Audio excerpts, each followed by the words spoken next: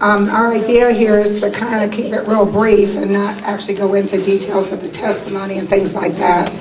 But I'd like everyone to introduce themselves and basically say what their experience there was in 3 minutes or less. So we'll start over here. I'm Leah Bolger, as everybody knows now. I went as a member of VFP, and I was there for all 4 days of testimony. I would just say that it was wrenching, and it was I was just so touched that these people were reaching inside this little box inside themselves where they had put these memories and experiences and put them away and just ripped it open and spilled it out and told us the real, bare, ugly truth of what happened. And that's why I was so disappointed. I mean, that's not even a good enough word. So infuriated, outraged that the media ignored this. You know, we saw the big to-do about the lack of care at Walter Reed, and that was touted as some kind of big investigative thing that they had uncovered, moldy walls in Walter Reed. And, that story was just waiting, and nobody had to dig very far to find that story. But here we have these soldiers that are just laying their souls bare and talking about violations of international law and human rights, and nobody cares. So if the testimonies that really moved me the most, John Michael Turner, the Lucys talked about their son, and if you listen to the testimony, you can hear audible sobbing in the background. That was me. I mean, they had mental health counselors there to help the people who were testifying, but they came over to talk to me, and one lady took me out of the room, and I was just sobbing. It was really, really wrenching, and I'm so glad I went. I don't know how to thank these young men and women enough for sharing what is really, really a significant thing to me. Thank you. Lee. Yep.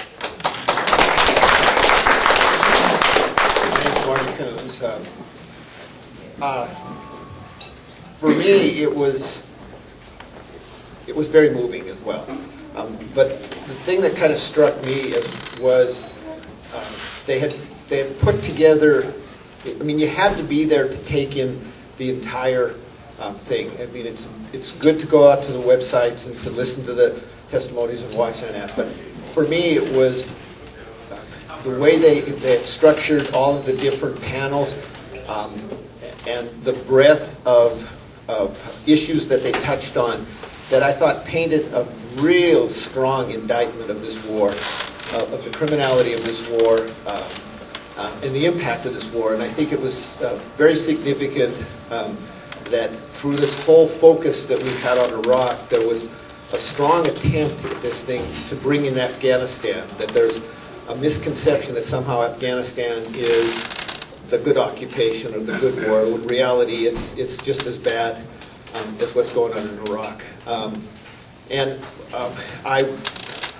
really waiting and hoping. I know people that are familiar with Sir No Sir. Dave Zeiger was there and his crew was filming, and they're going to come out with it, because some of the panels that have not yet made it to the website that are part of this thing was the panel on the cost to the Iraqi people, and to see the testimony, the videotape testimony by Alive in Baghdad of real Iraqi people talking about the impact of the war, and having a couple of Iraqi gentlemen up on the panel, a Sunni and a Shia, that blew away the whole myth between this is a religious war.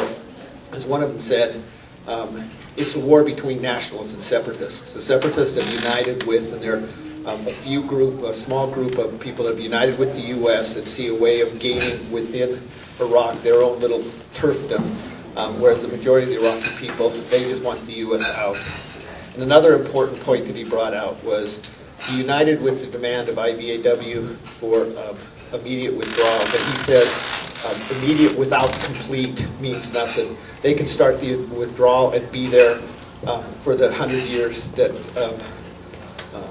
McCain's talking about, right? So it's the completeness, and it's not just the U.S. Army, it's the contractors, it's everything that's gone in there. So I really will encourage people that when the video comes out, and I hope they get it out soon, that you get it and you find the ways of taking that out and sharing it, because it was very, very moving. Thank you.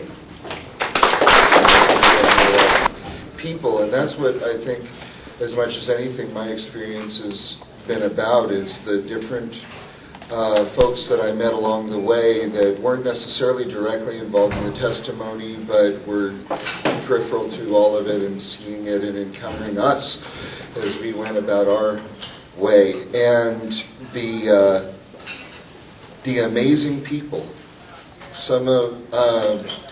There's a photo of one guy on the Squadron 13 website. He's all in leather. What you can't read on his cap is it says American Legion Riders. And he's about that tall, and he's all dressed in leather. And the first time I saw him, he was at a gas station where we were getting gas. And I thought, oh no, we're in trouble.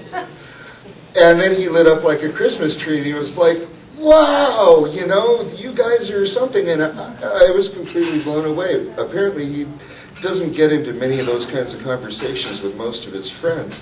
But it was you know, one person after another, kids, what are you guys all about? What are you doing? Coming on the bus looking. And the people surrounding me at the hearings themselves. Talked about a mental health counselor. I was halfway adopted by one. We ended up having problems with billets. And there was a guy named Ray Parrish who ran the night room at Winter Soldier for people who couldn't sleep or whatever, and who took care of me. So many amazing personalities. I'll tell you a little bit about something a little more fun. Now this was amazing right here. This took place at the National Archives. The IVAW guys here and Tarek climbed a 10-foot spike-top fence and got up onto this ledge to give their address. And they were up there for quite a while. They managed to be able to read the entire arrest warrant and the whole 9 yards. And when they were finally approached by the police said, well, if you leave now, we won't arrest you. And they thought about it, and they said, well, we read our message, and we really don't have much else to do.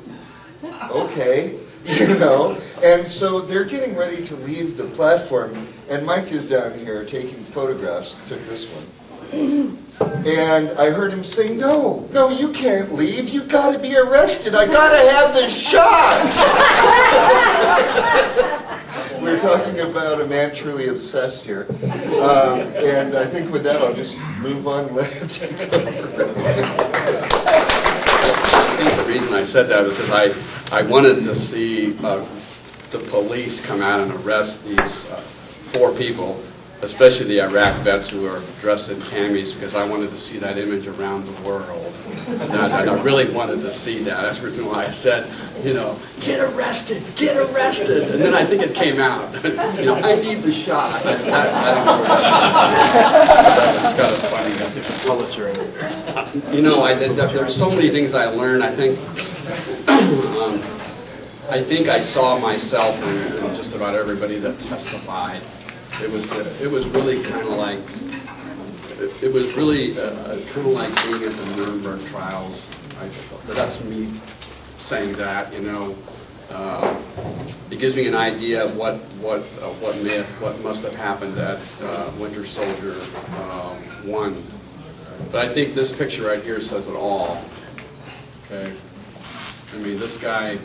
I've been around APCs that weren't as big as this guy, 100 personnel carriers.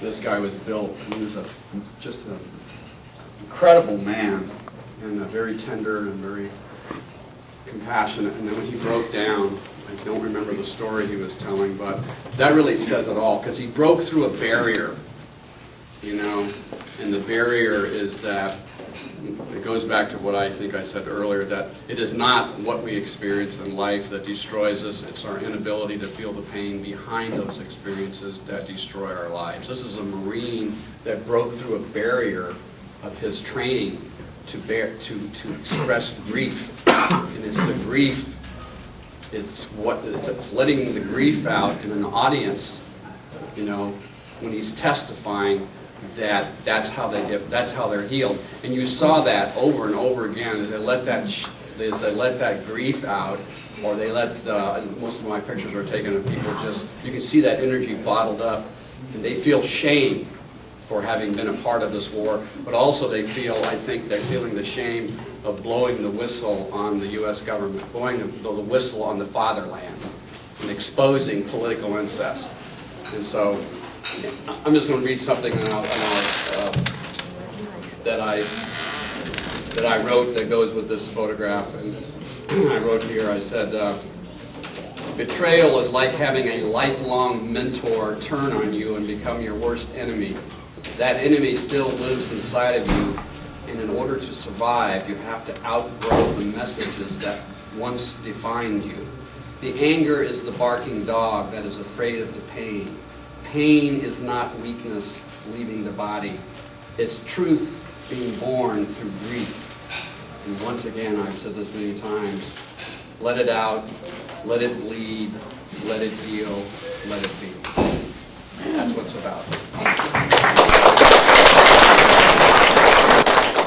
Well, I would just say the Winter Soldier events was a huge organizational and political victory for Iraq veterans against the war and their allies who made this happen, and particularly Vietnam veterans against the war and Veterans for Peace. A lot of members of both organizations played critical roles in the months leading up to and throughout this. And if you were there, it was really impressive. It was extremely well organized. They had very tight security provided by Vietnam veterans against the war because they were concerned about the threats that were coming from some right-wing veterans organizations who were on the grounds, actually, at the Labor Center protesting in a small protest during the entire event. It was a huge room, hundreds of people, big screens all over, so you could see, you know, from any angle, that you could get close-up shots of the testimony. As Leah pointed out, there they had counselors available. Because people were, you know, letting go of some really heavy stuff and needed to have counseling oftentimes after they had done that. Iraq veterans did a very careful job vetting all the testimony. Nobody testified who hadn't had their testimony corroborated by members of their units and others. It was just done incredibly well, despite the fact that the major media boycotted it. It's extremely well documented. It is available, and many people have seen it around the world because it was available live through the Pacifica Radio Network. KPFA was there the whole time. They covered it for the whole 3 or 4 days. That's the Pacifica Radio in the Bay Area, San Francisco Bay Area. WBI in New York did the same for at least part of that time. It was available by satellite feed around the world. I know there was people who were watching it live in London. Plus all that stuff is archived and available at IVAW's website now. You can go watch most of these panels right now if you decide you want to watch the panel on healthcare or you want to watch the panel on rules of engagement. Like I say, it was very, very well structured. The guys afterwards, I talked to a number of the Iraq vets. They were as high as a kite. Because it was such, as I said, an organizational and political victory, and they had so much support, so much unity, they feel like they can do anything now. And the final panel that was held was on GI resistance, because that's where they're going.